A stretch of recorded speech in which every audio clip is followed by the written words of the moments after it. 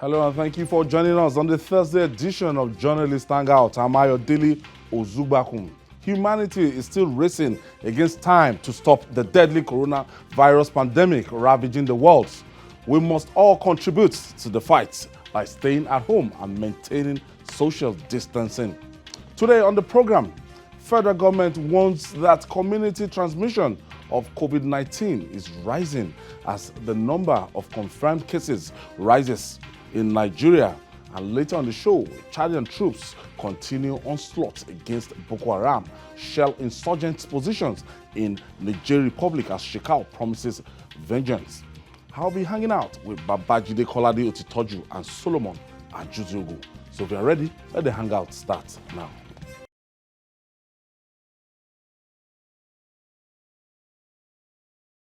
For joining us again. What once seemed like a remote pandemic now dwells among us and spreading fast. The federal government has declared that community transmission of COVID-19 has now surpassed imported cases. The national coordinator of the Presidential Task Force on COVID-19, Sani Aliyu, said more coronavirus cases in the country are now community-linked. Aliyu urged healthcare institutions to look out for patients with unusual respiratory tract infections as important indicator for testing. Meanwhile, the number of confirmed cases of the deadly virus continues to rise in the country. Gentlemen, let's first of all check the level of compliance. I read it earlier today that the police arrested 202 people along Agege, Keja and Co, and they've been prosecuted immediately in the mobile court, and some of them were charged between 5 to 10,000 naira. That money will be going to the Lagos State government, and some of them were given 2-3 hours community service per day. Babajide. It's a good development. It's the sort of thing that we wanted when we challenged the law enforcement agents to do their job. There's nowhere in the world where I've seen a lockdown in place and people will be wearing wind cheaters and the rest of them, somebody hugging tight-fitting trousers and be telling us that they are jogging. If you are asked to stay in your homes, you stay in your homes. Jog within the four walls of your house. You can't litter our streets at a time that a lockdown is supposed to be enforced and say that you are jogging. And at this phase of community transmission, it's strange how our people behave. And if we do not make examples of our people, they are not going to stop the nonsense of filling the streets with all kinds of characters in the name of jogging and stretching. The level of jogging that we have seen in the last few days was never there before the lockdown. So if at a time when your freedom was not taken away, you didn't see any need to jog, what could have prompted your sudden interest in jogging at this time? It's just a way of telling government that, look, no matter what directives you give, we are not going to obey. So government has to come down hard, to ensure that its directives are obeyed, to ensure that everybody realizes the value of staying indoors. It's just a sacrifice that everyone has to take. And some countries have been on this lockdown for about a month. So India, for example, is supposed to end on the 14th, but the Prime Minister has made it clear that there's no way that it will not be extended. And I do not see people on the streets of India jogging during the lockdown. Even those of them who went to mosque, they were flogged out of the mosque. So this is the thing. It's all for the good of everyone. It's all for the common good, for us to remain in our homes, so that the risk of community transmission is is kind of mitigated to ensure that that risk is as low as possible. But if we allow people to have a free rein, just get on the streets, jogging, doing what they like as if there was no lockdown, then the rate of community transmission would go up. And the more we discover new cases, the more difficult it is. If new cases are coming down, it suggests that you are winning the war. But the more you have new cases, and that's what we're having now. That's what we're having now, and I'm really scared. You know, we just have, look at Oyo State, for example, it's rising from 2 persons to 1 person. Now it's rising. So something must give. I think that tomorrow they should go out again, identify other areas where these people are jogging, make arrests, put people in the slammer. That's the only way that they will learn.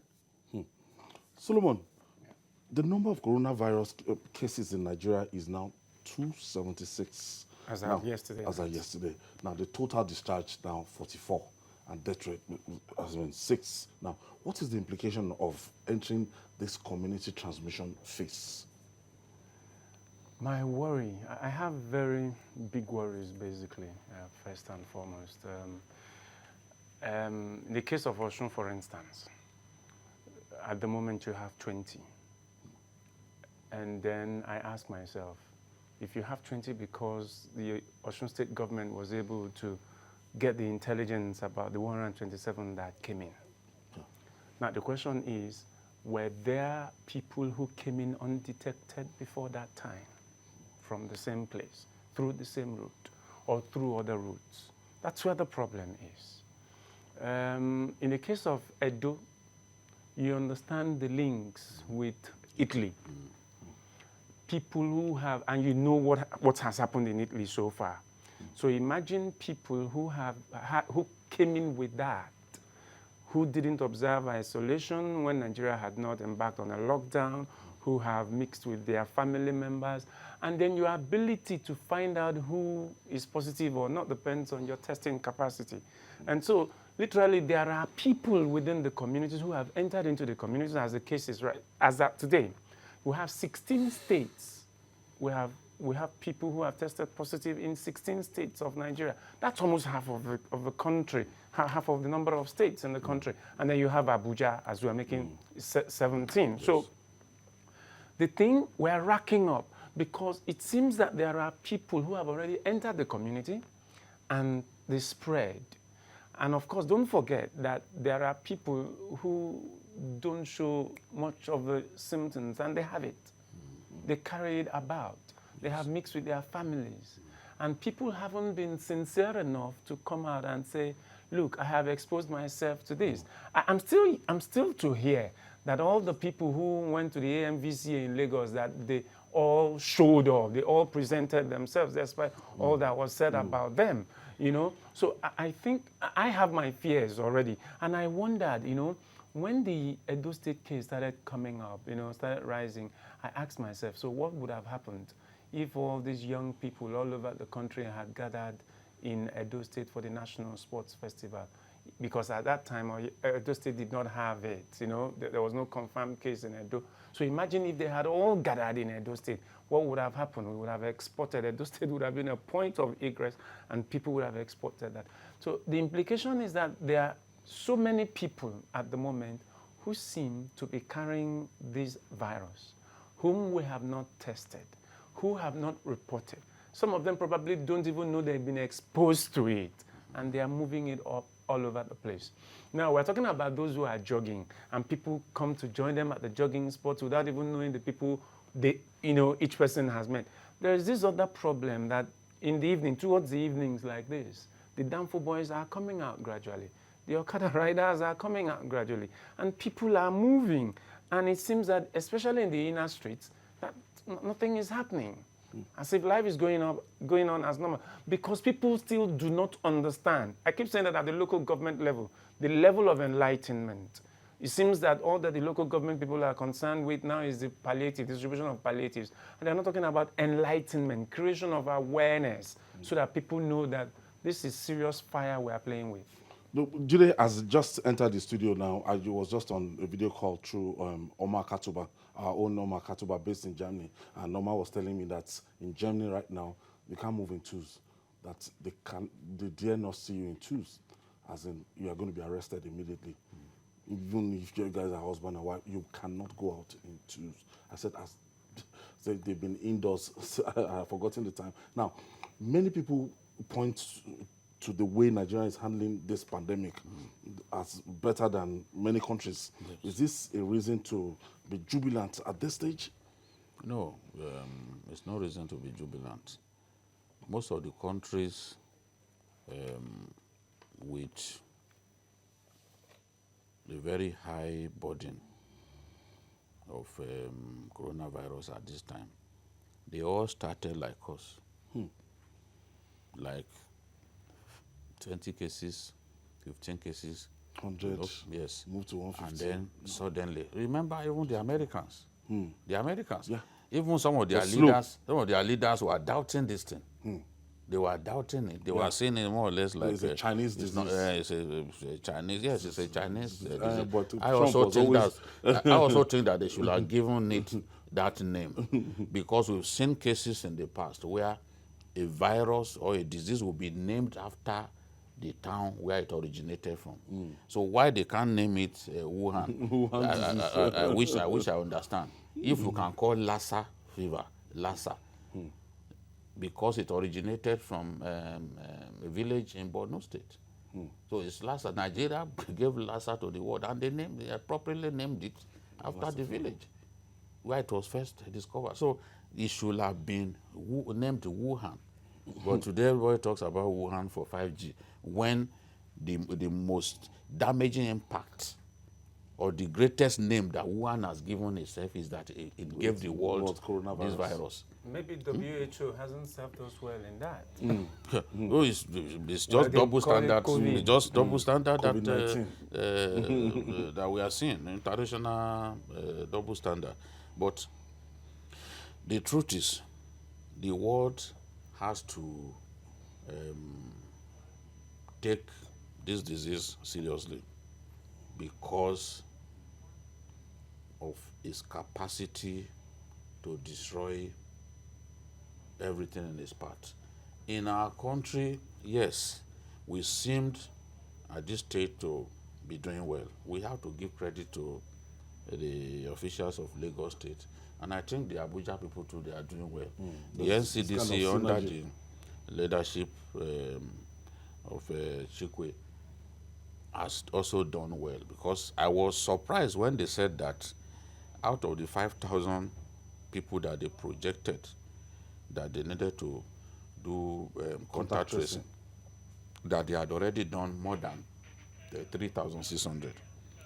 But he actually, the NCDC boss was very careful. He said, it is too early to conclude that our response is better than that of most countries. We are still learning and continue to do so on a daily basis. So he realizes that these are early days. These are early days. Nobody knows where we'll end up. And we don't have the capacity to rein in the disease the way some countries have, yet they are in a mess. So this is not the time to jubilate at all. Let's see what we do in the next 1 month. The Americans are projecting that in 2-3 months they could still be in this mess. So nobody can say when this whole thing will end. It's not yet to Hulu. It's not yet to Hulu, and I'm happy with the way the NCDCDG has taken this. It's not jubilant about it. It's just focused on what it's doing, and that's the approach that all of us should have. Okay, I have a caller from Saudi Arabia. Thank you for joining us, David. Hello, David. Yeah, good afternoon. Tell us about Saudi Arabia. What is happening? How are you guys fighting COVID-19? Yeah, we are currently on lockdown, and everything. For how many days? Very well. Hello? How long have you been on lockdown? David, how long have you been on lockdown? Yeah, Saudi is actually the province I am. The province I am is actually on lockdown, and we are not allowed to go into another province. This measure is put in place to enable them contain the spread of the virus. Are there people on the Hello? streets the way Nigerians are Hello? jogging? Are they jogging? Do you have people on the streets of Saudi Arabia? Whether do I have what? Do you have people moving freely on the streets? Never. If you are caught moving on the street, they will not do you anything, but the fine you will pay, you will never recover. The fine you will pay, you will never recover. Hello? Hello? Yes, David, go ahead. Just imagine paying a fine that is up to 1 million naira. Would you like to violate such rules? Do you have, I've never seen a patriotic citizen like people here in Saudi Arabia, because once their government has put a law, they just follow it. And it comes to their SMS, they got alert on TV, everything. When it comes with the not see anybody, the city is empty. So that is what they are complying fully. If you are seen violating the rules, it's as if you are an enemy of the state. And they deal with you accordingly. like an enemy of the state? Yes. David, they are preparing for Ramadan in Saudi Arabia right now. All over the world, they are preparing for Ramadan. Now, is there anything, is the situation going to change when it's Ramadan? It will change, because they are telling them right now that you should pray from your house. They are telling. Well, people are not going to mosque. It's going to actually change, because they are telling them to pray from their house. Immediately the Indian state started from Bahrain, they cut off all the praying centers. They cut it off. So no going to mosque, no Jumat.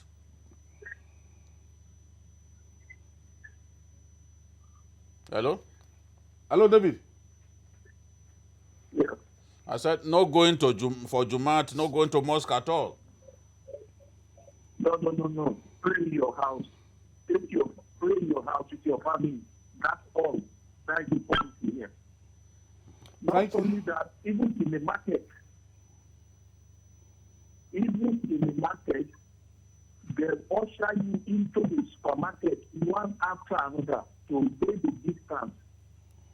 If you go to the supermarket to buy something, somebody will be there, sanitize your hand, then they will walk you in one by one. They are not in a rush. One by one. No Or matter how big the that supermarket level. is. Thank you, David. Thank you for your contribution, David. And we see what we're saying now. Now, Saudi Arabia is, let's say, the cradle of Islam. The cradle of Islam, and Ramadan is going to start. And normally, some people will embark on, is it lesser Hajj? Yes. At this time, this kind There's no time. less Hajj. So there can't be lesser Hajj. The Kaaba will be locked everywhere, Makkah everywhere, locked down. Solomon. It's a rule of necessity. That's where we are now. Abnormal situations require abnormal solutions. This is a force majeure, and you have to do everything within your power to curtail it. If you insist that people must worship the way they should worship, which is the right of people to have, if you insist that people must gather because they must also have the freedom to associate, in a way, it sounds funny that for all the rules, all the laws, and all the constitutions, it's almost as if constitutions are suspended, laws are suspended for this. New laws are created to tackle the situation, because normally people will be in the mosque. Usually people will be in church. Normally people have the freedom to gather as long as they want to gather and as long as they are not breaking the law. But this is an abnormal situation. That what is the point in gathering in the mosque or gathering in the church to pray when there is potential that this disease will spread? The case in South Korea always amazes me each time I think about it. 30 cases. Then came the 31st patient who infected almost 5,000 people. You know, In fact, the churches this lady attended, the two churches she went to on the 9th of March and on the 16th of March, the churches were shut down because people were infected in the church because of this. So it's an abnormal situation, and we have to address it as it is. It's a very serious, the funny thing about this virus, when I checked, it's a virus that presses the self-destruct button in the human cell. It attacks the cells of your body and then forces the antibodies of your body to attack itself. It's a very horrible thing. It's a painful death. Very painful as well. If the test first is painful before even the virus itself. Because is actually its biggest manifestation is acute pneumonia. Pneumonia is by nature painful because you can't breathe, you struggle to breathe. But this is an advanced form of pneumonia. So because it's an advanced form of pneumonia, it is all the more painful. It's far more painful than the normal pneumonia. In fact, in America now, because they are unable to test many people before they die, most of them, it will be recorded that they died of pneumonia because that's the most dominant symptom and the overpowering manifestation of this disease. So it's that acute pneumonia. Capacity to breathe. You just can't breathe. So at the end, it's a painful slow death that I'm still looking at this pandemic now. That France has been plunged into recession because of this pandemic, and it's like a sign of things to come for other countries. Already, we talked about Nigeria last time on Monday, and we said, look, immediately after this pandemic, Nigeria is going to is not going to escape economic recession. Nigeria, like many countries, will go into recession. I pray that it doesn't happen, but the signs are there. The signs are there. What does it take to go into recession? It's just 2 quarters of negative growth. Just 2 quarters. And if you observe, we've been having negative growth for some time. You see inflation going up, inflation rising in our country.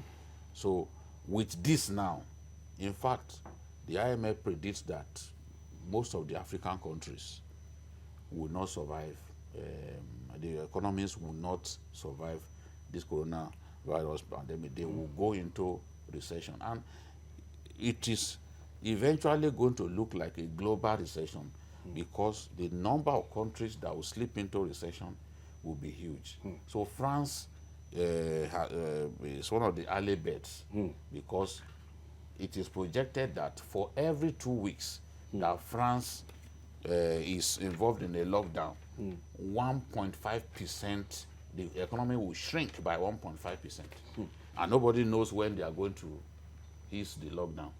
So if the lockdown persists for about a month, you know that the shrinking of the economy will go on. And they are saying that this is the worst that they have faced since 1945. Okay, I think I have Tina from Lagos. Lina from Lagos. Hello, good evening. Good evening.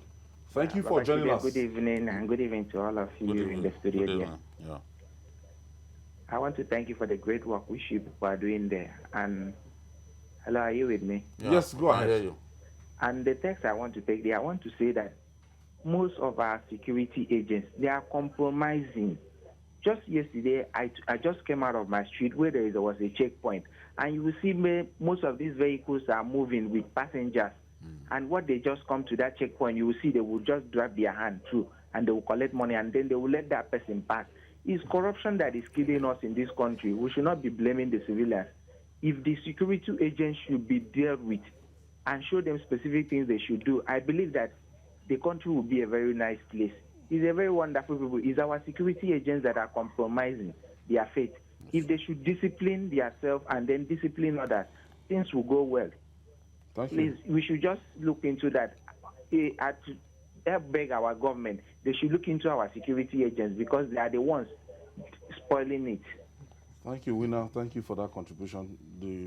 roadblocks, the checkpoints. Yeah, once the people know they can pay their way through, they will come out. But I have noticed increased vehicular movement. I was having a discussion with someone in the office the other time, and he was telling me how he was riding in his car, and then he trailed a Danfo driver who was picking and dropping passengers, and he was just recording the guy just to imagine that he had the boldness to enter into the highway along Lagos-Abeokuta Express Road and then picking passengers. So, and there are law enforcement agents all over the place. When his you know, should have been impounded. should have been impounded. So how did he get through the road? It must mean that he has paid his way through. Now, it's not just that. He got desperate. You come around this time now, go out to the street, see what's happening. The bike guys are on the road carrying 2 passengers at a time. In fact, this time, because you don't get to see a lot of passengers, so you have to carry 2 at a time. So even the rule of social or 3, even the rule of social distancing is jettisoned. You know, I mean, I think that people need to realize now. Maybe they watch this on TV. They watch journalists hang out. They watch the news, listen to radio. You know, but the point is this: the local government people. This is where local government wole needs to come in. Seriously, this is where the health people really need to come that in. will stop transporters? Well, that will make the announcements. I think that they need to. If you have to beat the gong, if you have to involve the traditional rulers, if you have to really involve the Lagos CDAs. State came up with a set of rules, and I read them that day.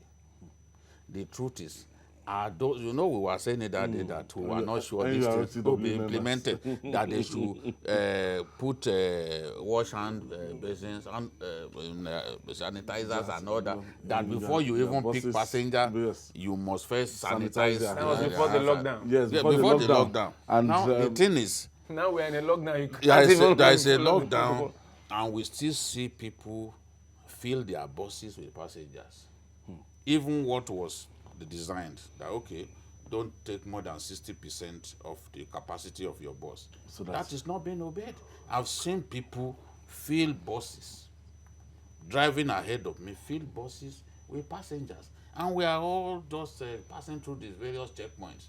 They are supposed to stop these fellows and say, look, the government has said you cannot move at this time. Impound. Cause him to pay like 100,000 fine before he can. Like we gathered that RRS impounded 13 vehicles for contravening the lockdown. They should do more. When we talked about what they did in Bagada, people were sending me other places. Agric. Yes, where emergency joggers. Yeah. Even along this CMD road, people were holding hands and said they were jogging. And I was like, how could they be doing that? And, when we now see like 67 Nigerians from Cote d'Ivoire are undergoing quarantine, we still have people coming in, by through land. The land borders, through the land border. If it is easy in the urban centers, in an urban center like Lagos, where we all know there's a directive that there should be lockdown. If it is so easy for people to drive around town, parking passengers without being restrained, what will happen in the border communities that we hardly police effectively? So people will be coming in, and we don't know what they are coming in with. Cote d'Ivoire, the Ejigbo roots. Yes, should have taught us a lesson that, look, if we don't effectively man these borders, people will bring this coronavirus to our door. That's what it means. Out of 127 persons, about 20 of them were infected, and they were carrying a high viral load. They were not just infected, because the molecular test that we do will show you the viral load. It's not like the random test.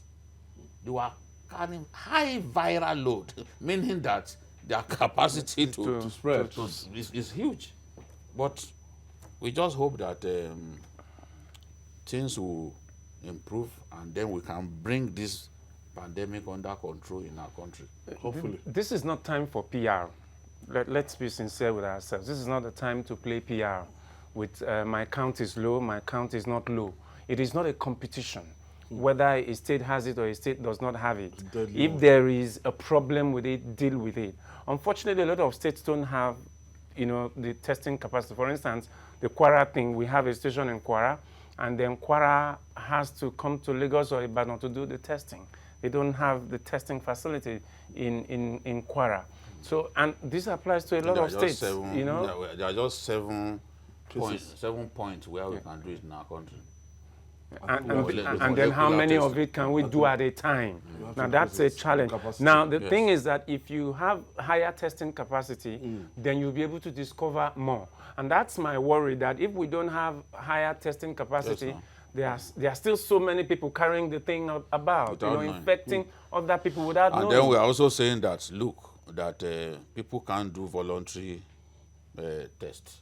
Whereas in Dubai, for example, on your own, if you just want to know your status, once you can pay 370 dirham, you are allowed to test. But in our case, you must first be a suspect in inverted commas before you can.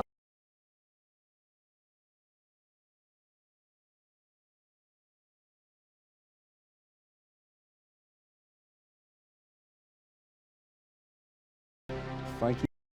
It's still journalist hangout. Babajide, rounding off on this, federal government grants amnesty to 2,600 inmates of correctional facilities across the country as part of the presidential amnesty program to prevent the outbreak of coronavirus. 70 of those inmates to be released in Kuje Correctional Center in Abuja today. Yes, we are not the only country doing that. Even in America, people are being released ahead of their due date, just to ensure that this thing does not spread. They are being released ahead of their due date in America. And some of the people being released, they are not hardened criminals. Yes. They are people, some of them can't They pay review fine. your case, yes. Maybe they find you can't raise the money, so they look at not that. robbery, I was listening to not the bearded governor from Jigawa, and he was explaining the criteria used and all that. So it's a good thing. Our prisons are congested, so this is an opportunity to let some of them go. In any case, there are people in those prisons awaiting trial that have not been privileged to have their matters taken before a judge for up to 4 years. Imagine somebody will be in detention for years. They will sometimes say, oh, the Black Maria, the tire is bad, this and that. Take them before a judge. You can't take them before a judge, and they are just suffering there. So people like that, they should just let them go. So it's a good thing. So number 2,600, it's quite a number. Yeah, it's a good way. You decongest the correctional centers, and then you create enough space for social distancing.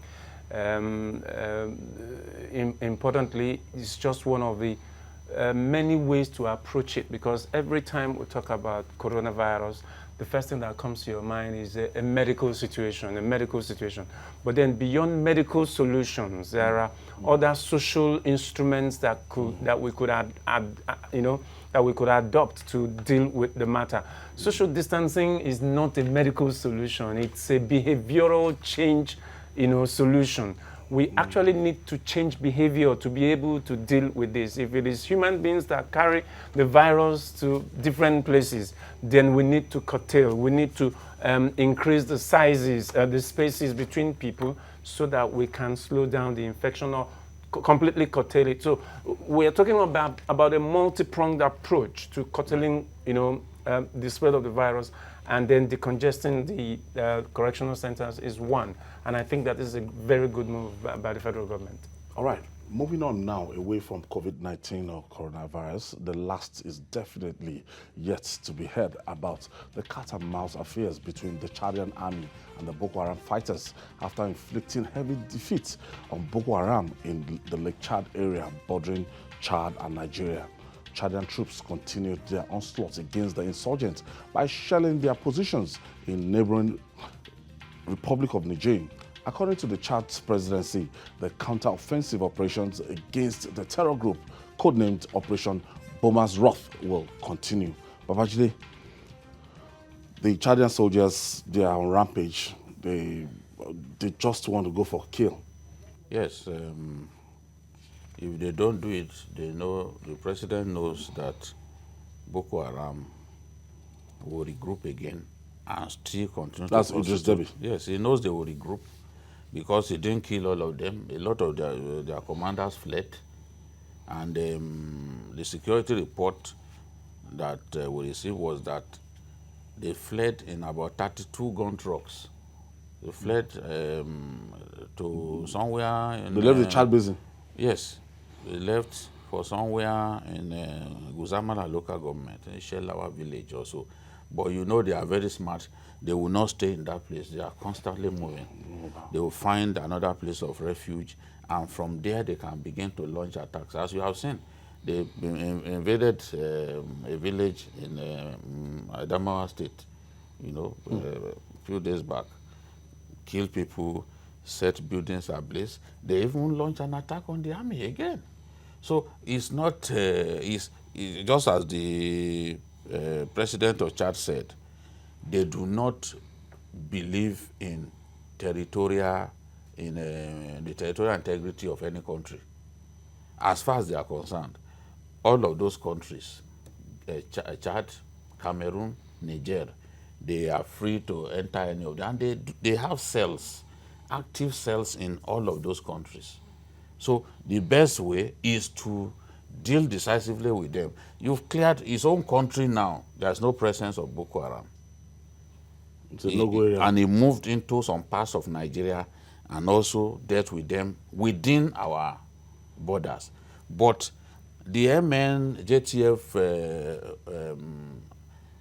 rule is clear that you cannot go beyond 25 kilometers into another country. Territory. Yes, so as long as that is there, you cannot just unilaterally So you want to go into Nigerian come into our territory, space. except with the understanding of the Nigerian side. I've seen Nigeria and Cameroon embark on joint missions in the Bama area, you know, because in Bama we share border with Cameroon, you know. So, but the multinational joint task force, they have to agree to work together so that as they are being bombarded on this side, you ensure that you close all the escape routes and then just do, let the Air Force do the strafing and ensure that they are killed. It's a good thing that they are facing the heat. And when Shekau begins to boast that Idris Deby is going to kill Idris Deby, he will take the battle to Idris Deby, it's just empty gas. Idris Deby already let Shekau know that he knows exactly where he is. When he said, I know you are in Dikwa. Shekau had long been in Chugrumi Forest, and Chugrumi Forest is not far from Dikwa. So that's the value of intelligence. They get intelligence You as see, of the exact the value location. of working with the Israelis, because they will provide it and it will be precise. So they can launch an attack. Yes, at he any said, point in time. I know where you are. You are in Dikwa. You can be dressing like a woman in Dikwa. I know where you are. So that Chugrumi Forest, a very highly forested area, is not far from.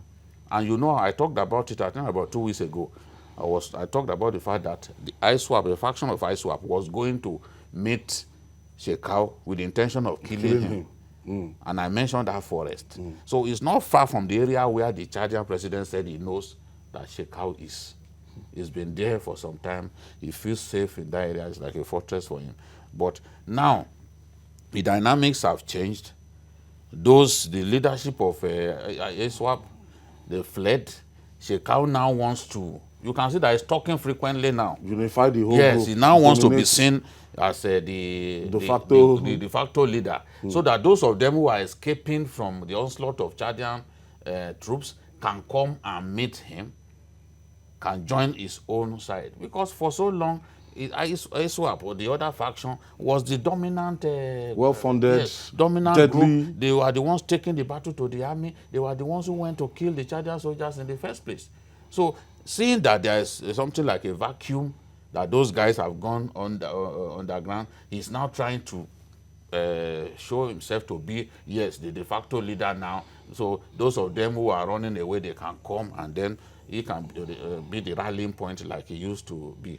So this is the thing. But what is important for our troops and the Chadians, I'm reading some shameful literature that suggests that there is a form of rivalry. We are trying to abuse them, this and that. But people must realize that the Chadians didn't start this Boko Haram insurgency. And they paid with their lives. Right from 2015, when we invited them into Nigeria to help us defeat them before the election, they paid with their lives. So for people to be abusing them and be saying Idris Deby has ambition, Idris Deby is greedy, I don't think it makes sense. They are only here to help us defeat these people. So if we are able to achieve our aim of having them defeated, everyone will be happy, and there will be greater development in Borno State. We don't need all these divisive tendencies. Intelligence, we are still missing it. We don't have like a foreign ally we work with to give us accurate intelligence. But I think that first and foremost, if the Chadians have the intelligence and we are working with the Chadians, then it makes it easier for us. If we do not have a foreign support and intelligence and technological backing in this matter. I remember the last time the Israelis came to help us was the kidnap issues in the southeast, and they did a fantastic job with that, and that brought the kidnap thing a bit, to almost to a halt in the southeast. So the Israelis have a good one on that. But I think that what Jide has touched on here is the level of agreement, working together. And I think that this is one of the things that Boko Haram and the terrorist groups generally have worked on. They have seen this weakness. And what they have done is to decentralize their bases, break into these different centers. So they have centers in Cameroon, northern Cameroon, they have centers in Niger, they have centers in Chad, they have centers in Nigeria. And so as it is convenient for them, they morph into these places. Each time they are attacked here, they can move into this place. Each time they are attacked here, they can move into this. So they have what you call a decentralized base, as it were.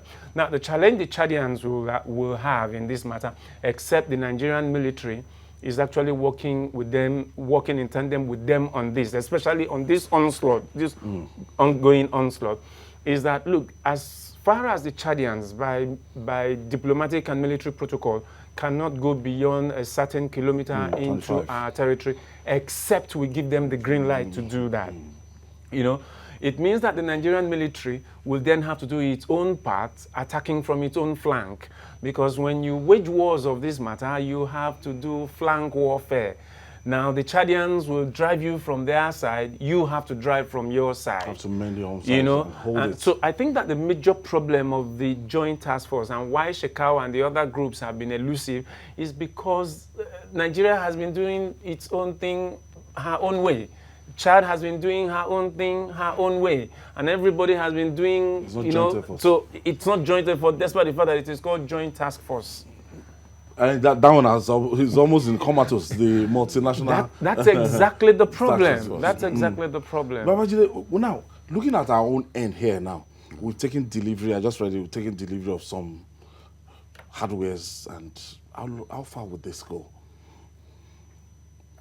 We've continually called for greater supply of equipment.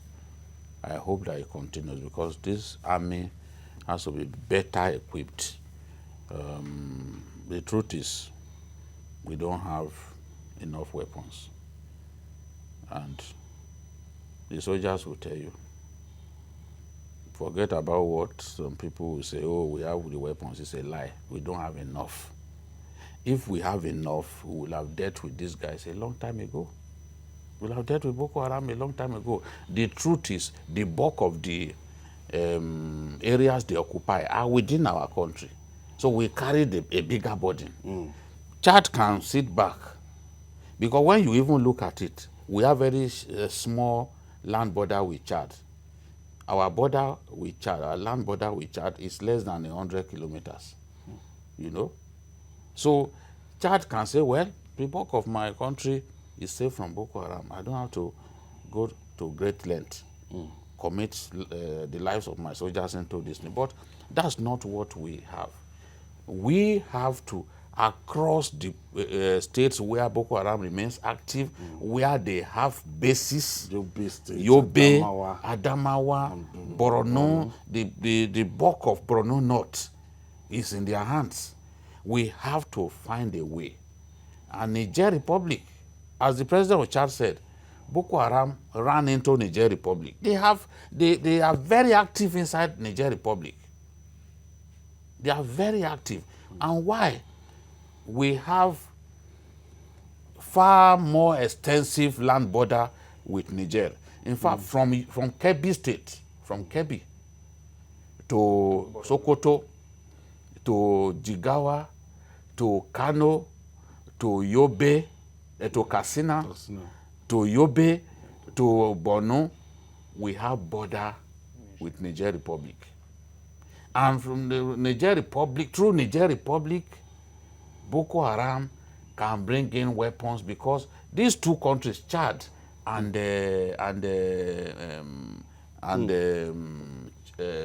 Niger, they share borders with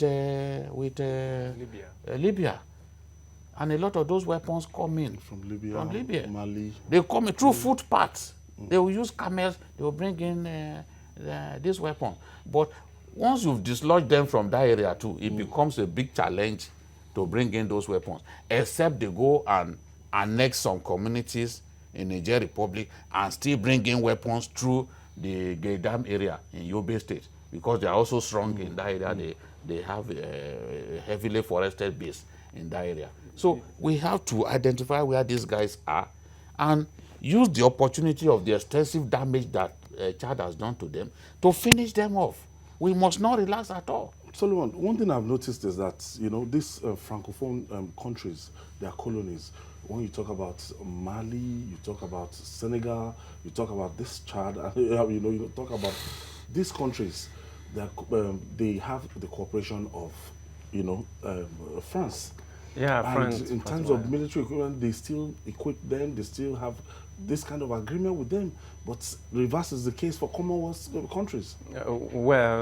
Especially Nigeria, not just Commonwealth countries, but especially Nigeria, because Nigeria is one country that has decided that it will take her own destiny in her own hands.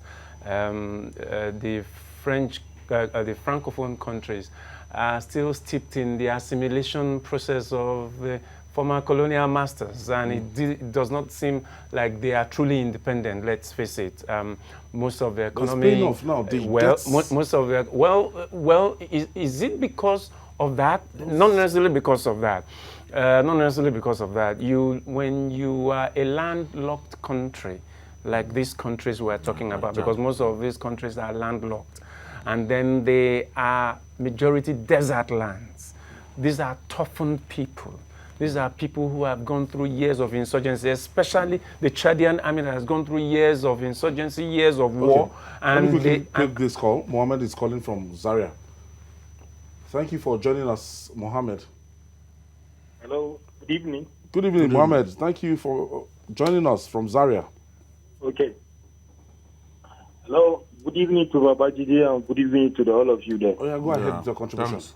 Please, I actually want to know because I have a friend. Yesterday we were discussing about Nigerian armed forces with him, and he's a Nigerian army. He's a captain. Okay. So he was like telling me that for the past 4 years ago, and chief of air staff and chief of army staff are not talking. They are not in the good time. If these two people are not in the good time, how will these people fight Boko Haram and bring peace to They are not talking to Chief of Air Staff and Chief of Army Staff.